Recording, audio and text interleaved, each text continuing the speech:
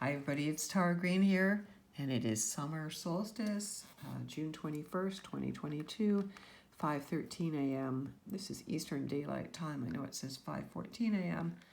Because that's my software. I'm just using Astrodynst here. So this is the big picture. This is what the planets are doing as the sun is sitting on the Tropic of Cancer. This is what tropical astrology is all about. It is one of the major world points. The sun is in the extreme north of the sky here in the northern hemisphere. So if we're standing outside at noon today, the sun will be directly overhead. And of course, it's the first day of winter down under. So you can see this chart, which we're going to use to project and divine what the next quarter, 6 months, 9 months, next year is all about. This set is set for Washington, D.C., but I'm going to ignore the houses right now because, of course, it's going to be different depending on where you are in the world. So we're just going to look at the planets and their aspects. So Cancer is the sign. It's a water sign. It's an emotional sign. It's a sign of home. You know, the U.S. specifically and Canada are both Cancerian countries. So home, family, security, nurturing, feeling emotionally safe are paramount. And the sign of Cancer, the crab, wears its armor. It is very soft underbelly, right? So the most important thing when the sun is in Cancer for the whole month ahead is feeling safe emotionally, protecting the inner child. And I'm counseling a lot of my clients lately an inner child where it keeps coming up over and over and over. So the sign of Cancer, are we feeling safe in our homes? Are we feeling safe about the children? Not in the U.S. with all those shootings going on. I'm pretty sure of that. And also people are not feeling secure about anything these days. And, that is just a sign of the times. Now, Cancer is ruled by the moon. So the position of the moon and how it's aspecting the sun tells the tale. So the moon is in Aries, the first sign of the zodiac, a fire sign and sign of new beginnings. It's a masculine sign. It's aggressive. This is the sign of the warrior ruled by Mars. And Mars is in Aries in his power. So this is a very Aryan, warlike setting here. Of course, the moon is square the sun, so they're in hard aspect. And then Jupiter, the planet of expansion, is conjunct the moon. So this is a very warlike symbol. People are angry. The moon is the moods of the people, the unconscious, the collective. People are angry. They want change. They're aggressive. They want to institute new things, especially about guns, which is all about their emotional safety. They're aggressive. They have no patience. People are spontaneous. They're angry. They're just going to do things without thinking. That's the infamous, Aries energy, just jump off the cliff and go, oh, what did I do? And then Jupiter making everybody even more aggressive or like, I'll be fine, that kind of energy, right? So it can be quite dangerous. And again, very much a warlike energy going on here, okay, especially with Mars in Aries. Now, the other planets in order, Mercury, the planet of communications, is at 7 degrees of Gemini. So Mercury is also in its own sign, in its own power. So when the planets are in their own signs, they get to, display themselves. It is like how you feel when you're home. So, there's a rare alignment of planets happening the morning of the 24th. I think you've been hearing about that in mainstream news, where all of the planets, if it's clear, you're going to see them like a beautiful necklace lined up in their celestial order of Mercury and then Venus, and then the moon will be in the position where the Earth is because we're the third rock from the sun, and then Venus, Mars, Jupiter, Saturn, all the 7 classical planets visible to the naked eye in order, and it's quite rare. It only happens once every 18 years. So if you can get outside, get up early. I'm up early now. I'm up waiting for the solstice, going to go out and do a ceremony with my husband. So Mercury is very strong in Gemini, so we need to keep open-minded, very curious, asking lots of questions. Don't take anything for granted. Question everything. So there's lots of communication. Things are quite light. Our minds are open. They're flitting around like butterflies, so it might be a little bit tricky to stay focused, right? And then Venus. Venus is in her home turf as well in Taurus. I know it looks like it's in Gemini here, but she is at 28 degrees of Taurus, which is the sign of the bull, of course, the bull markets.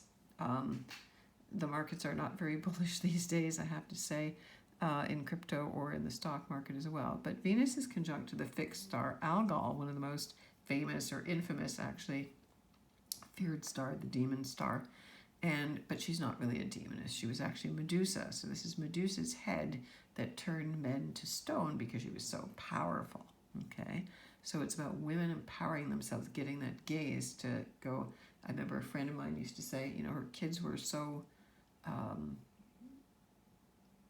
well trained is the word that comes to my mind. She could just give them that look. She was a teacher her whole life. Just give them that look and they would stop in their tracks. So this is the power that women need to take back right now. We all need to stand our ground in Taurus. We need to stay sensuous. We need to understand that our bodies are the main mechanism of the emotions. Okay, in the tarot, the sign of Cancer is the card of the Chariot, number 7, so associated with protection. It is associated in the tarot with Jewish mysticism called the Merkabah, and there's a whole system about that. So it's about, if we don't feel safe, we need to feel that we're emotionally in the driver's seat, and it shows this. I use the Thoth tarot, this golden armored being protected in the chariot, holding the wheel of time or karma on its lap. Okay, so we need to feel in charge of our emotions in that. So Venus and Taurus, listening to our gut wisdom. It's also very sensuous. It's real estate. Venus and Taurus is real estate, blue chip values, gold, silver, everything tangible, how we make our money. That's Venus in Taurus, and the beautiful things that we have. Now, Venus is trining Pluto literally just before the solstice. So that is a very empowering, very enriching. That's about soul riches.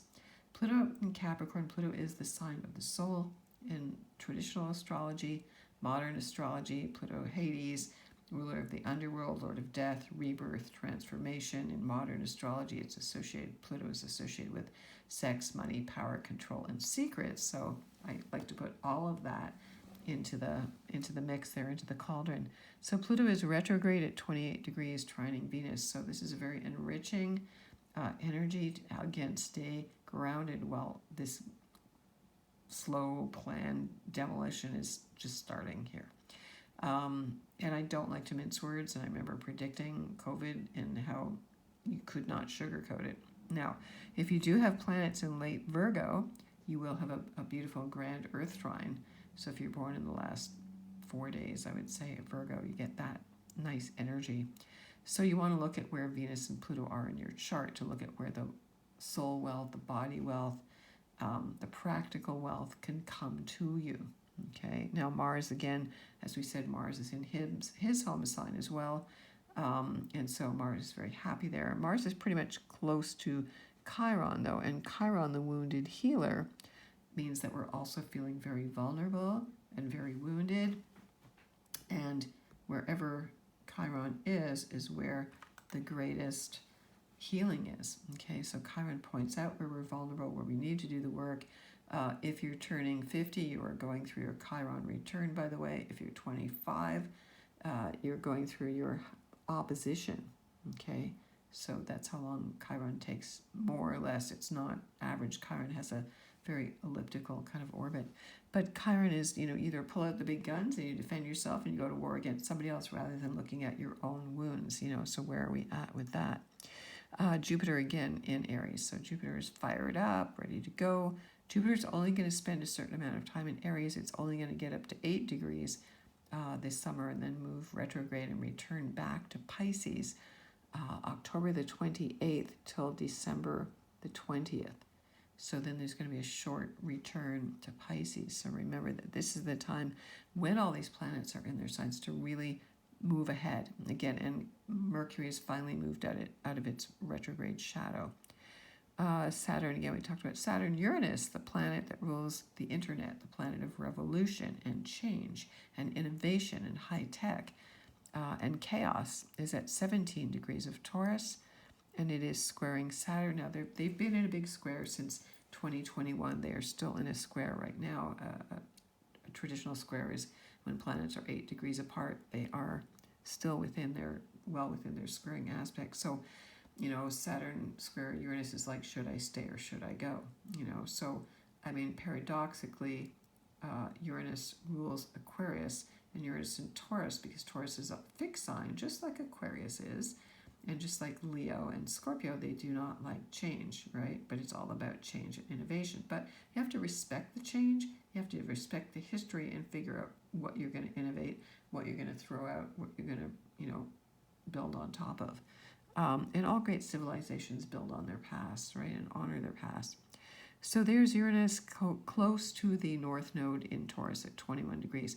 The nodes of the moon move backwards through the zodiac. They are responsible for creating eclipses. All eclipses, there's at least 4 eclipses every year, 2 solar, 2 lunar. We just came out of that, it seems like a long time ago now, right?